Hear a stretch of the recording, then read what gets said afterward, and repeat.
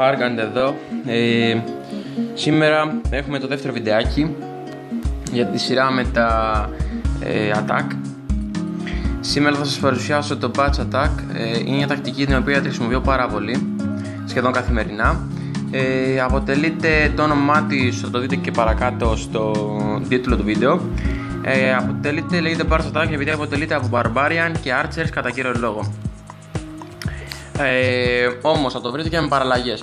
Δηλαδή μπορεί να υπάρξει batch attack το οποίο να αποτελείται να έχει κάποια spells, ή αντί για spells να υπάρχουν κάποια giants μέσα.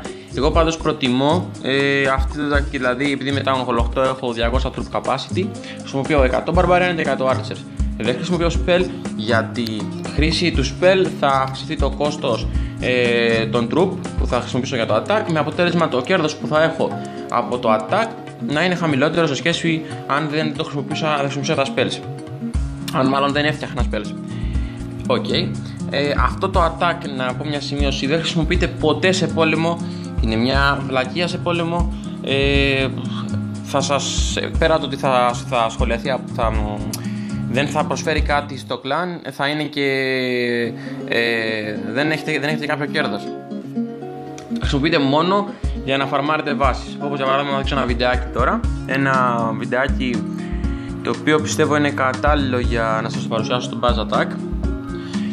Έχουμε λοιπόν αυτό το βίντεο. Σε αυτό το βίντεο το attack, θα σας δείξω εδώ πέρα. Πρέπει να δείτε ότι πρέπει να βλέπετε αν η βάση είναι κατάλληλη για batch attack.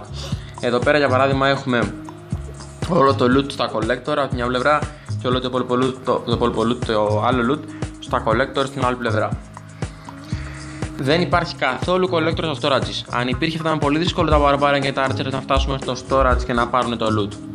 Όσο το loot βρίσκεται στα collector είναι πολύ εύκολη ηλία, να το πούμε έτσι, για τα barbarian και τα archer. Γι' αυτό λόγο χρησιμοποιούμε τώρα, η τακτική είναι το εξής: χρησιμοποιούμε μια σειρά barbarian, από πίσω μια σειρά archer και τα δύο archer και barbarian έχουν στόχο τα collector. Το ίδιο και από την άλλη πλευρά.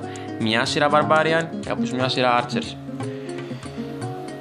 Καταστρέφουν τα collector, παίρνουμε όλο το loot. Έχουμε φτάσει σε ένα σημείο λοιπόν που έχουμε γύρω στο 32% στη συγκεκριμένη περίπτωση. Στόχος μας το 50%. Να πάρουμε ένα αστεράκι, να μην χάσουμε. Να πάρουμε ένα αστεράκι και να μην χάσουμε τα τρόπαια δηλαδή. Αυτό το επιτυχάνουμε κάνοντας την ίδια τακτική, δηλαδή σπουδάζοντας μια σειρά archers, μια σειρά barbarians στα υπόλοιπα κτηράκια τα οποία βρίσκονται γύρω από τα τείχη. Έτσι λοιπόν καταστρέφονται όλα τα κτηριάκια. Έχουμε πιάσει ήδη το ένα αστεράκι.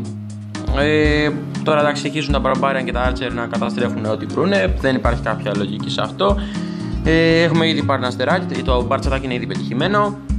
Χαλάσαμε περίπου 40.000 elixir και κερδίσαμε γύρω στις 240.000 elixir, 240 gold, όπου καθαρό κέρδος είναι 200.000 gold και 200.000 elixir. Αν λοιπόν καθημερινά κάποιος χρησιμοποιεί αυτή την τακτική, θα έχει μια γρήγορη ανάπτυξη, αρκετό loot, το οποίο θα τον βοηθήσει να κάνει αρκετά update και να αναπτυχθεί πιο γρήγορα. Θα σας το συνιστώ αυτό να το χρησιμοποιείτε. Το έχω χρησιμοποιήσει και εγώ και έχω φτάσει στο επίπεδο που βρίσκομαι. Ελπίζω αυτό το βιντεάκι να σας βοήθησε, να σας άρεσε. Αν σας άρεσε κάντε ένα like στο βίντεο.